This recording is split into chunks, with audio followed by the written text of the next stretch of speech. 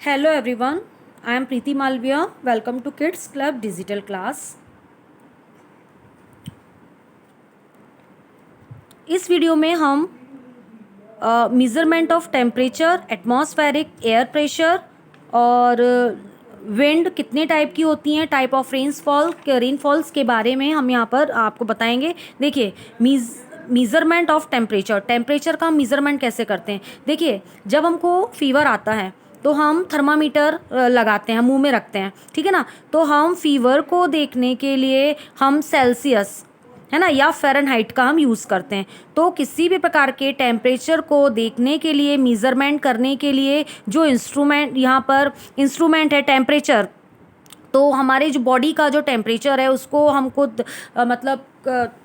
उसको जब हम देखते हैं तो हम थर्मामीटर का यूज़ करते हैं। ओके, अब जब हम कोई टेम्परेचर जो है मीज़र करने के लिए एक इंस्ट्रूमेंट होता है, उसको थर्मोमीटर कहते हैं ना।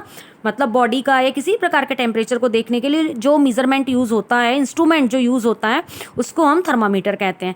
अब ये है, it measure the atmospheric temperature और फ़ारेनहाइट। अब ये है कि इसको हम एटमॉस्फेरिक टेम्परेचर को या हम फ़ारेनहाइट से या फिर सेल्सियस से हम इसको मीज़र करते हैं। अब फ़ारेनहाइट और Celsius scale, on a Fahrenheit scale the freezing point is 32 degree Fahrenheit. देखिए, फ़ारेनहाइट और सेल्सियस दोनों स्केल जो हैं वो अलग अलग होते हैं। फ़ारेनहाइट में अगर हम देखेंगे तो फ़ारेनहाइट में फ्रीजिंग पॉइंट जो होता है वो 32 डिग्री फ़ारेनहाइट होता है ना। और सेल्सियस में जो फ्रीजिंग पॉइंट होता है वो 0 पॉइंट होता है। ओके, इसके अपोजिट यदि हम फ़ारेनहाइट में बॉइलिंग पॉइंट देखेंगे तो फ़ारेनहाइट में बॉइलिंग पॉइंट 212 डिग्री फ़ारेनहाइट होता है और सेल्सियस में 100 डिग्री सेंटीग्रेड होता है। सेल्सियस यानी सेंटीग्रेड, एफ यानी फ़ारेनहाइट। तो जो टेम्परेचर नापने का जो यूनिट जो होता है वो फ़ारेनहाइट और सेल्सियस है, आप इतना ध्यान रखिए। ओके, देन हम यहाँ पर आते हैं एटमॉस्फेरिक प्रेशर। अब एटमॉस्फेरिक एयर प्रेशर क्या है, मतलब एयर पर जब हम पुशिंग डाउन करते हैं, मतलब एयर को जब पुशिंग डाउन जब होता है किसी भी यूनिट एरिया का, जब वेट ऑफ द एयर का जो वेट है उसको जब पुशिंग डाउन जब होता है तो वो एटमॉस्फेरिक प्रेशर कहलाता है। It is measured by the instrument called barometer, और इसको एटमॉस्फेरिक प्रेशर को हम बैरोमीटर से मेजरमेंट करते हैं। Okay, and the unit in which it is measured in millibar, उसको हम मिलीबार में हम मीज़र करते हैं। ठीक है, यहाँ पर अब हम आगे देखेंगे कि विंड, इंपॉर्टेंट थिंग्स मैं आपको बता रही हूँ। यहाँ पर विंड जो है, तो विंड यानी होती है हवा। ये तो आपको सबको मालूम है कि moment of the air from high pressure area to low pressure area is called wind. मतलब जो हाई प्रेशर, हमेशा wind always blow high pressure area to low pressure area, ये ध्यान रखिएगा बच्चों, है ना। और ये हॉरिजेंटल भी होता है, वर्टिकल भी होता है, ठीक है। और विंड डायरेक्शन को मीज़र करने के लिए, विंड का डायरेक्शन को मीज़र करने के लिए एक इंस्ट्रूमेंट होता है जिसको हम विंड वेन कहते हैं। क्या कहते हैं हम? Wind vane. और विंड की स्पीड को नापने के लिए जो मीज़र किया जाता है, विंड की स्पीड को जो मीज़र किया जाता है उसको एनीमोमीटर से किया जाता है। Okay, the wind direction is measured by an instrument known as the wind vane and its speed is measured by an anemometer. Okay, अब यहाँ पर हम विंड को 3 टाइप्स में डिवाइड करेंगे।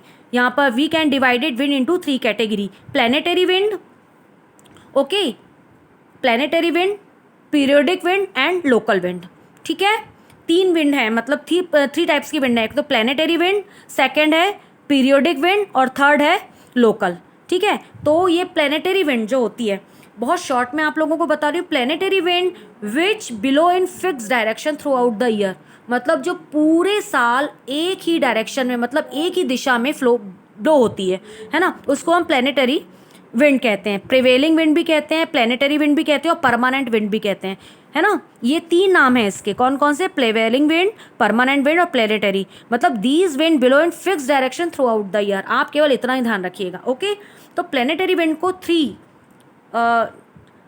सबसे पहले तो विंड को 3 टाइप्स में डिवाइड किया गया है। अब प्लैनेटरी विंड भी 3 टाइप्स की हैं। कौन सी? ट्रेड विंड्स है, एंटी ट्रेड विंड्स है और पोलर विंड है ना। पोलर विंड्स जो होती हैं वो पोल पे बहती हैं, मतलब north pole, south pole. Okay, anti trade winds जो होती है वो जो ट्रेड मतलब जो समुद्र के मतलब एंटी साइड ये होती हैं, मतलब वेस्टलाइज बिलो होती हैं, है ना, मतलब वेस्टर्न डायरेक्शन में ये बिलो होती हैं। और जो ट्रेड विंड्स जो होती हैं ये हाई प्रेशर बेल्ट है, इक्वाटोरियल रीजन में ये बिलो होती है। These winds below constantly the same direction, और ये हमेशा सेम डायरेक्शन में बिलो होती हैं। देन पीरियोडिक विंड की अगर मैं बात करूँ तो these are the wind which change their direction different season during the year. एक साल में अलग अलग सीजन होते हैं, तो अकॉर्डिंग टू दिस ये अपना डायरेक्शंस चेंज करती हैं। आया समझ में? प्लैनेटरी विंड जो होता है यहाँ पर फिर से बताऊंगी, प्लैनेटरी विंड फिक्स डायरेक्शन में बहता है थ्रू आउट द ईयर, जबकि पीरियोडिक विंड जो होती है ये अपनी direction according to period change करती हैं। ठीक है, ये जो होती हैं ये भी टू टाइप्स की होती हैं, एक तो मानसून विंड होती है और लैंड एंड सी ब्रीज होती है। मानसून विंड से हमारे यहाँ बारिश होती है, ध्यान रखिएगा। अब यहाँ पर होता है लोकल विंड। ठीक है, अब लोकल विंड को तो हम जानते हैं कि हमारे यहाँ लोकल विंड को हम लू कहते हैं। तो ऐसे अलग अलग जगह पर इनको these winds blow only during a particular period, ये पर्टिकुलर पीरियड में ब्लो होती हैं ऑफ द डे और year in a small area. Loo, chinook, foehn and harmattan are some local winds. इनके नेम जो हैं देखिए, लू, चिनूक, फोन एंड हरमटन, ये 4 टाइप की विंड हैं। लू ये तो हमारे यहाँ हम कहते हैं ना, अरे गर्मी के समय में बहुत लू चल रही है, ठीक है ना, तो ये इंडियंस नेम है।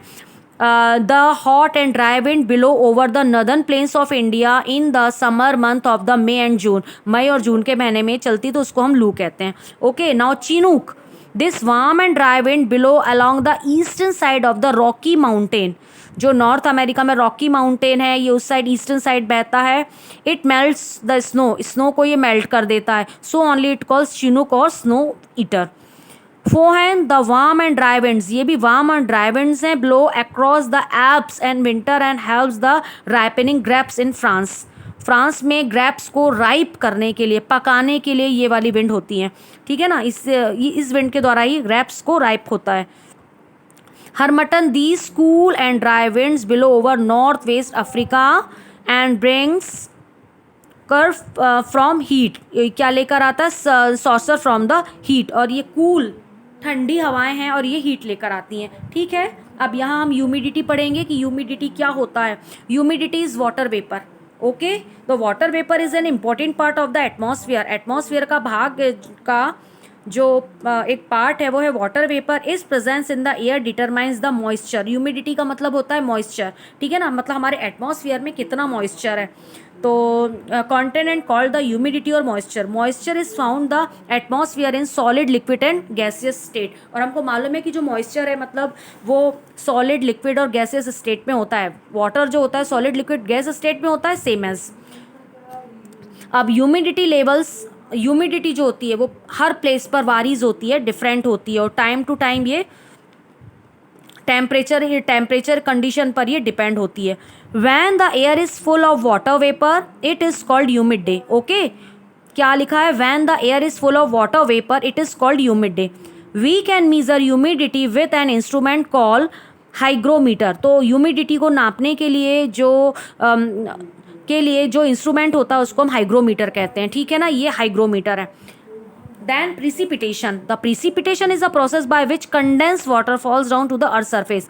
प्रिसिपिटेशन का मतलब होता है कि जब वाटर कंडेंस होकर फॉलिंग डाउन होता है, किसके रूप में, स्नो वाटरफॉल्स, रेनफॉल के रूप में होता है। तो रेनफॉल है, स्नोफॉल, हेल और sleet are together known as the precipitation.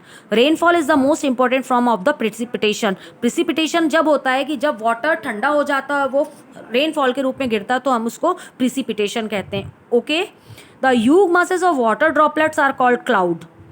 जब बड़े बड़े जो वाटर की जो बूंद होती है ना, बड़े बड़े जो टुकड़े होते हैं, ड्रॉपलेट, उसको हम क्लाउड कहते हैं। When they fall on the earth in a liquid form, और जब ये लिक्विड फॉर्म में होते हैं तब हम उसको रेन कहते हैं। ठीक है, टाइप ऑफ रेनफॉल, तो यहाँ पर रेनफॉल की 3 कैटेगरीज बताई गई है, convectional rainfall, relief rainfall and cyclonic rainfall. Conventional rainfall is quite common in the equatorial and tropical area. Conventional rainfall जो होता है वो इक्वाटोरियल और ट्रॉपिकल एरियाज में ये होते हैं, है ना, रेनफॉल यानी बारिश। Then relief rainfall, relief rainfall occur when moisture filled air strike high relief, मतलब जो रिलीफ रेनफॉल है, रिलीफ फीचर्स वगैरह जो हैं, तो रेनफॉल जब होते हैं तो मॉइस्चर से वो फिल्ड होते हैं जो क्लाउड होते हैं, और जो एयर होती है वो हाई रिलीफ पर टकरा जाती है, स्ट्राइक होती है। सच हाई रिलीफ मतलब होता है माउंटेन्स वगैरह पर टकरा जाती है, and it is force to rise as wind rise up slopes of mountain it cools and condense. ठीक है ना। और जब ये विंड राइज अप होती है, ऊपर जाती है, तो ये ठंडी हो जाती है और कंडेंस हो जाती है। देन साइक्लोनिक रेनफॉल यानी होता है cyclone, some time when warm moist air and cold air meet in an area.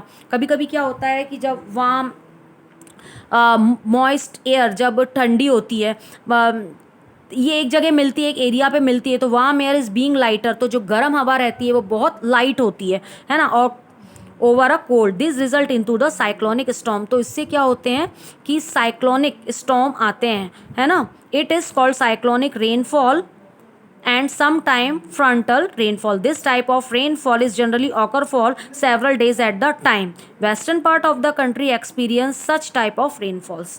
तो देखिए बेटा, यहाँ पर हम नेक्स्ट वीडियो में हम क्वेश्चन आंसर के साथ मिलते हैं। ये हमारा चैप्टर हम यहीं पर फिनिश होता है। Thank you.